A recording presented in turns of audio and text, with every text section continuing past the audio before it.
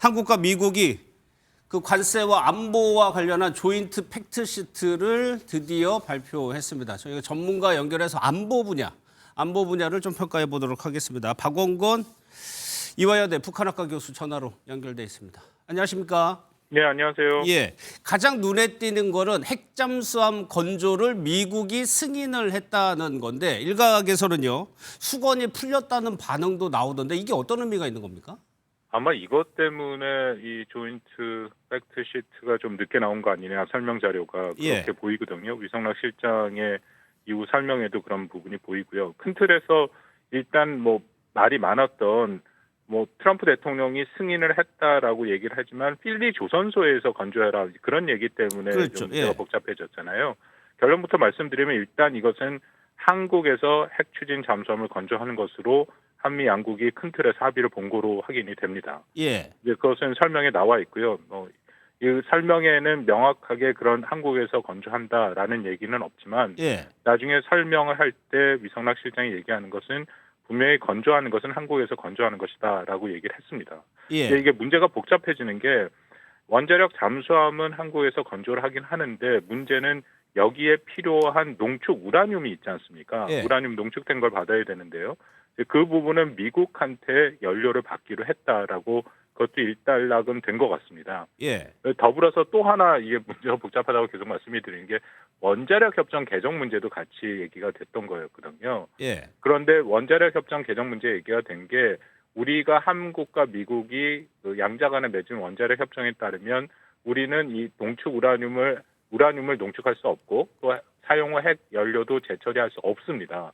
그렇다면은 이것을 평화적으로만 사용하는 그것만 또 그 안에 원자력 협정이 있거든요. 그래서 만약에 우리가 원자력 추진 잠수함을 만든다 하더라도 기존의 원자력 협정에 따르면 우리가 농축 우라늄을 스스로 만들 수는 없고 미국한테 받을 수밖에 없다라는 것이 다시 한번 확인이 됐고요.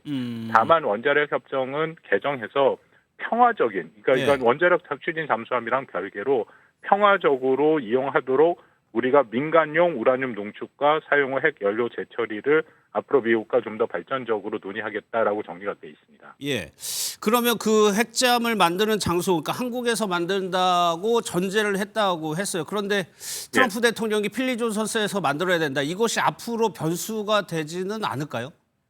글쎄요. 근데 필리 조선소에서 계속 만들다라고 얘기를 한다면 그것은 사실상 우리가 만들기가 어려운 것을 아마도 미국은 잘 알고 있을 겁니다. 필리에서 한다면 우리가 만들 수가 없다. 그렇죠. 왜냐하면 일단은 그 안에 시설이 없습니다. 필리 조선소에. 그렇죠.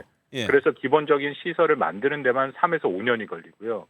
또 그것을 하기 위해서는 미국의 각종 법이 통과돼야 되고 필리 조선소를 하나가 갖고 있는데 만약 하나가 거기서 원자력 추진 잠수함을 만든다면 미국의 방위산업체로 선정돼야 되는데 이건 미 의회의 법안이 또 필요한 것이고요.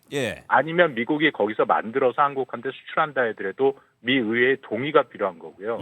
결정적으로 비용이 한국에서 만드는 것보다 3배에서 4배, 기간은 아마 2배 이상으로 늘어날 가능성이 있다. 그래서 처음부터 필리 조선소에서 만든다라는 것은 한국이 수용할 수 없는 그런 트럼프 대통령의 제안이었고요. 그래서 이번에 뭐 설명을 들어보면 그것은 아니었다. 처음부터 이것을 건조하는 것은 분명하게 한국에서 건조하는 것이다라는 입장을 견제했다라고 얘기를 합니다. 그래서 일정 수준 현재까지 알려진 거에 의하면 뭐 비록 트럼프 대통령이 그렇게 얘기를 했습니다만 미국도 한국에서 건조하는 것에 큰 틀에서 동의를 했다. 그렇게 이해는 되고 있습니다. 또 하나 우려되는 부분이 중국 부분인데 주한 중국 대사가요. 외교 채널로 우리한테 우려를 표명했고 신중히 처신하라고 얘기를 했다고 오늘 보도가 나왔어요. 중국 쪽은 걱정을 안 해도 될까요? 중국이 그것에 대해 문제 제기할 가능성은 있죠. 왜냐하면 이렇게 되면 한국이 원자력 추진 잠수함을 갖고 일본도 원자력 추진 잠수함을 갖겠다고 얘기를 하니까 사실상 원자력 추진 잠수함이라는 것은 근해보다는 좀 더 멀리 나가서 중국 견제에 활용될 가능성이 분명히 있거든요.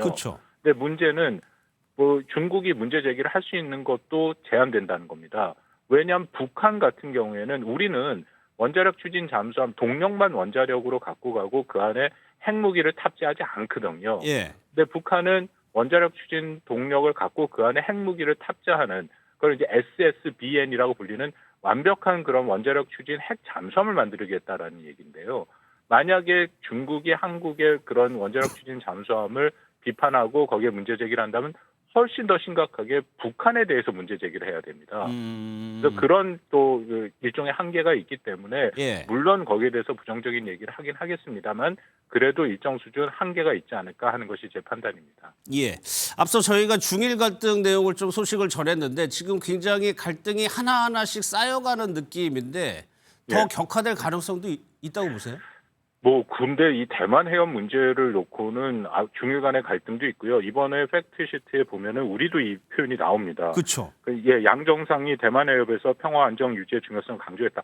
이거는 늘 하던 얘기이기 때문에 중국의 반발이 크진 않은데요. 그 다음 구절을 보면 예. 양안 문제의 평화적 해결을 독려하며 일방적 현상 변경에 반대하였다.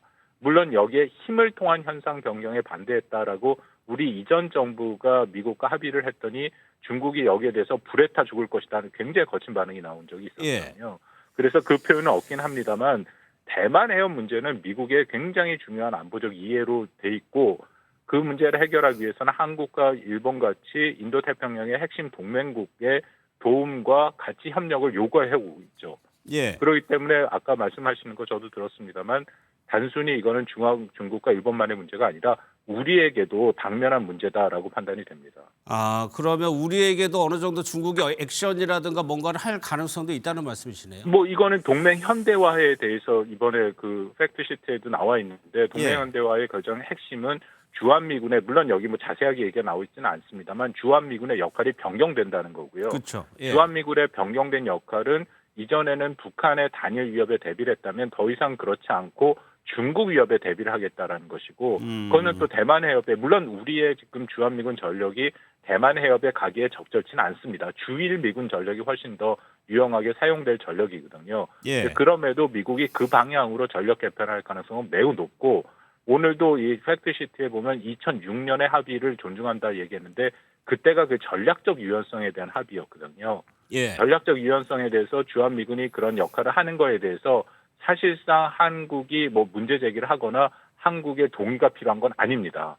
그 내용이 다시 한번 확인됐다는 것은 앞으로 대만 해협의 또 중국의 문제에 주한미군도 더 적극적인 역할을 할 수 있다라는 것이죠. 알겠습니다. 교수님 오늘은 여기까지 듣도록 하겠습니다. 고맙습니다. 예, 감사합니다.